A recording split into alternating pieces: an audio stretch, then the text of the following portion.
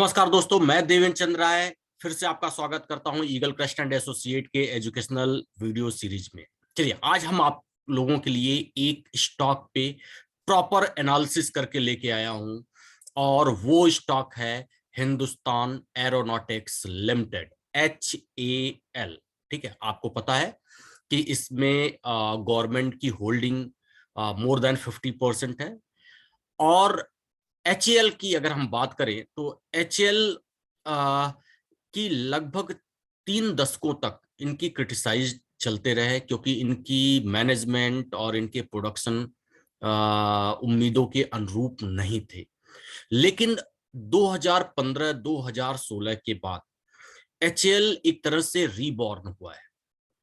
HAL जो है एक बार रीबॉर्न हुआ है, क्योंकि गवर्नमेंट की जो पॉलिसीज हैं वो चेंज हुई हैं। आत्मनिर्भर भारत और मेड इन इंडिया, ये जो पॉलिसीज हैं ये कहीं ना कहीं HAL को सपोर्ट करते हुए नजर आ रही हैं। तो अगर हम आज HAL की बात करें तो इसकी जो क्लोजिंग मार्केट प्राइस था वो 1620 था। अगर हम इसकी पी की बात करें, प्राइस अर्निंग रेशियो, तो वो 15.1। रिटर्न ऑन इक्विटी 22.6, जो कि बहुत ही अच्छा है, और रिटर्न ऑन कैपिटल एम्प्लॉयड 26.2, ये भी बहुत ही अच्छा रिटर्न है। ठीक है, तो आज हम पूरा का पूरा एक बार एनालिसिस करते हैं। देखिए, HAL के लिए क्या फ्यूचर है उसकी अगर हम बात करें तो गवर्नमेंट ने 2022 के बजट में ये अनाउंसमेंट किया था कि जितना भी डिफेंस कैपिटल बजट है उसका 68% जो होगा वो लोकल कंपनियों को दिया जाएगा आत्मनिर्भर भारत के तहत।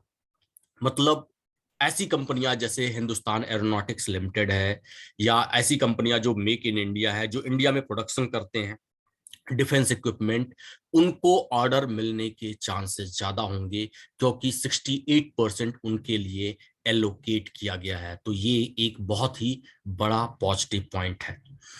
और इसके अलावा बहुत सारे चेंजेस किए हैं, गवर्नमेंट की जो पॉलिसीज हैं वो बहुत ज्यादा चेंज हुई है, जिसके तहत जो एक कुछ इंपॉर्टेंट लाइन रिप्लेसमेंट है, मतलब जो कुछ चेंजेस हो रहे हैं डिफेंस में, एयर डिफेंस में, जो भी गवर्नमेंट कुछ चेंजेस करना चाह रही है या इक्विपमेंट्स को अपग्रेड करना चाह रही है, ऐसे 107 आइटम्स आइडेंटिफाइड किए गए हैं।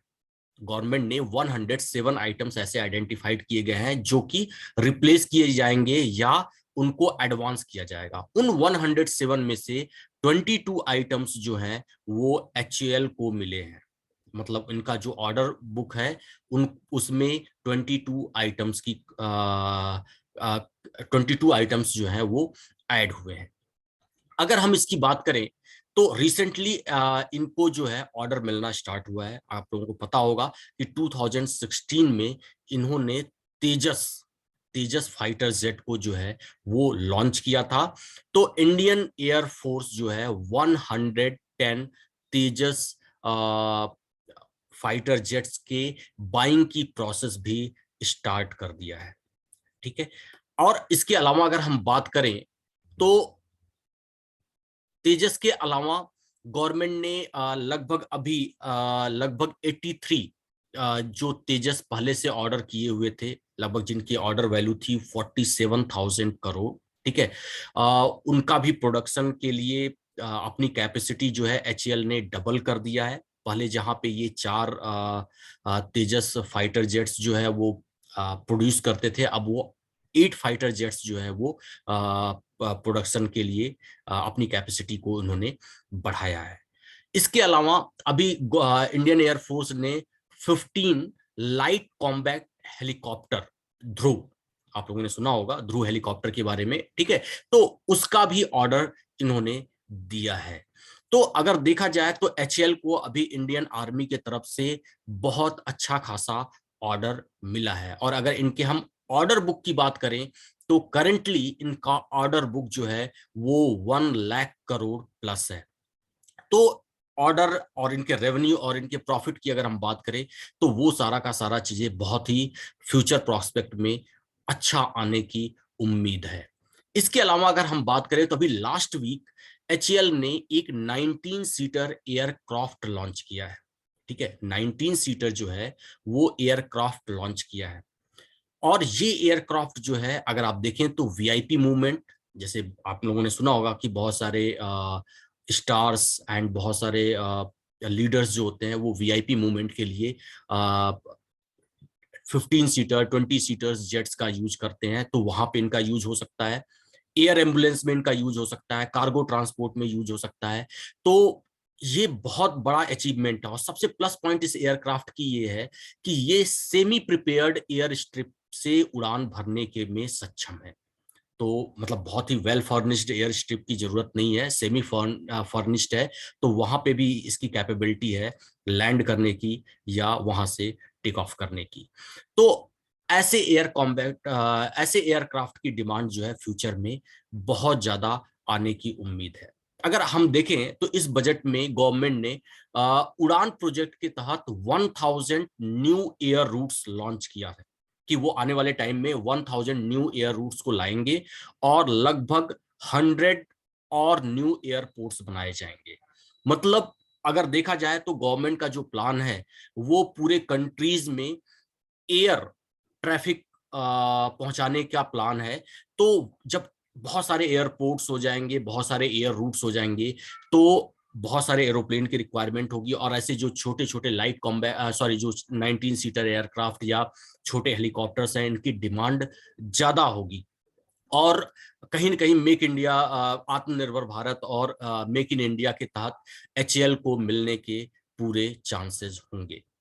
तो अगर ओवरऑल अगर हम बात करें एचएएल की, तो हिंदुस्तान एयरोनॉटिक्स लिमिटेड एक अच्छा स्टॉक हो सकता है फ्यूचर में। उसके पीछे ये भी है क्योंकि अगर अभी देखा जाए तो हम लोग बहुत सारे डिफेंस इक्विपमेंट्स जो है वो इंपोर्ट करते हैं। लेकिन गवर्नमेंट का जो मूड है अब वो चेंज हो रहा है। अब वो इंपोर्ट नहीं करना चाहती बल्कि वो एक्सपोर्ट करना चाहती है। एक्सपोर्ट कितना, गवर्नमेंट का जो टारगेट है वो 2025 तक 5 यूएस बिलियन डॉलर का टारगेट है। और वो टारगेट कहां से इनके आने की उम्मीद है, वो एशिया और अफ्रीका के रीजन में तेजस फाइटर जेट्स और ध्रुव हेलीकॉप्टर्स और ये 19 सीटर एयरक्राफ्ट जो है, इन ऐसे आ, आ, ऐसे जेट्स और हेलीकॉप्टर्स को बेच करके इनको लाने की उम्मीद है। अच्छा, अभी अगर देखा जाए तो यूएस की जो कंपनी है लॉकहीड मार्टिन, उसने टाटा ग्रुप के साथ एविएशन सेक्टर में टाई अप किया है। और अगर हम अदानी ग्रुप की बात करें तो उसने भी एसएएबी साब के साथ टाई अप किया है। तो बहुत सारे प्राइवेट प्लेयर भी आने वाले टाइम में इस सेक्टर में अपनी हिस्सेदारी देने वाले हैं। तो क्या एचएएल का उनसे कंपटीशन होगा? तो जहां तक मुझे लगता है एचएएल अभी इस प्रोजेक्ट पे काम कर रहा है कि उसके एचएएल में ही सारी चीजें मिल जाए। और वो एक्सपोर्ट पे ज्यादा फोकस कर रहा है। और इवन इसने फ्रांस के और दूसरे कंट्रीज के साथ मिलकर के एविएशन और एयर स्पेस के लिए भी काम करना स्टार्ट कर दिया है। तो सारे के सारे रिक्वायरमेंट अकेले एचएएल फुलफिल नहीं कर सकता। इसके लिए इनको कहीं ना कहीं प्राइवेट प्लेयर की सपोर्ट लेनी होगी। तो मुझे नहीं लगता कि जो प्राइवेट प्लेयर्स हैं, चाहे वो टाटा ग्रुप के साथ लॉकहीड मार्टिन हो या अदानी ग्रुप के साथ साब का हो, तो वो कहीं एचएएल के साथ कंपटीशन करेंगे। वो कहीं ना कहीं एचएएल के साथ सपोर्ट रखेंगे, कहीं ना कहीं इनके साथ सप्लीमेंट का काम करेंगे। तो आने वाला जो फ्यूचर है एचएएल के लिए, अगर जैसे 2025 तक जो गवर्नमेंट के टारगेट प्लान्स हैं या उसके बाद जो हमारी थिंकिंग है कि आने वाले टाइम में एयर एक्टिविटी बहुत ज्यादा हो जाएगी, तो उसके हिसाब से एचएएल को बहुत अच्छा खासा ऑर्डर मिलने के चांसेस होंगे और इनकी ऑर्डर बुक साइज बढ़ना चाहिए। और आने वाले टाइम में ये कंपनी की परफॉर्मेंस अच्छी होनी चाहिए। तो कहीं ना कहीं अगर आप फंडामेंटली देखा जाए तो एचएएल एक बहुत अच्छा स्टॉक है। ठीक, अगर हम इसके टेक्निकल्स की बात करें, इसके चार्ट्स की बात करें, तो एक बार हम चार्ट्स पे चलते हैं। देखिए, अगर हम चार्ट की बात करें तो चार्ट में अगर रैली देखा जाए तो वो अप ट्रेंड है, ठीक है, रैली जो है वो अप ट्रेंड है। और इसमें थोड़ा सा अगर देखा जाए तो आरएसआई जो शो कर रहा है, रिलेटिव स्ट्रेंथ इंडेक्स, वो कहीं ना कहीं ओवरबॉट जोन को कर रहा है। मींस आरएसआई के अकॉर्डिंग हो सकता है एक छोटी मोटी करेक्शन पॉसिबल है। तो आप स्टॉक पे नजर रखिए। 1620 का स्टॉक है अभी, इसकी जो क्लोजिंग है 1620 है। तो अगर करेक्शन होगा छोटा मोटा आरएसआई के अकॉर्डिंग की ओवरबॉट पोजीशन में है, तो अगर 2-4-5% अगर डाउन भी होता है तो आप अपने पोर्टफोलियो में इसको ऐड कर सकते हैं। और ये लॉन्ग रन में एक मल्टी बैगर स्टॉक होने की उम्मीद है। तो उम्मीद करता हूं कि मेरा जो एनालिसिस है एचएएल पे वो आप लोगों को पसंद आया होगा। और आगे मैं कम से कम एक स्टॉक जरूर हर हफ्ते आप लोगों के लिए सर्च करके लेके आने की उम्मीद रखता हूं। तो आप मेरे चैनल को लाइक करें, सब्सक्राइब करें, शेयर करें। अगर कोई भी न्यू अपडेट होगा तो हम आप तक जरूर पहुंचाएंगे। Thank you.